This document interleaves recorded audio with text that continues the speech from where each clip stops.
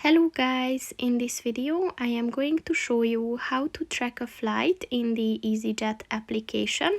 But first I just want to mention, don't forget to subscribe to my channel, because at 10,000 subscribers I am going to show you my whole YouTube revenue statistics and growth strategy, as well as how to make money online. Let's jump into it. First of all, open the application on your phone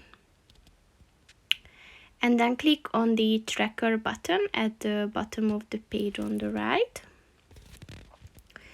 And as you can see, you can search by route or by flight number. So for that you have to give your flight number first, and then you can set the flight by departure time or arrival time.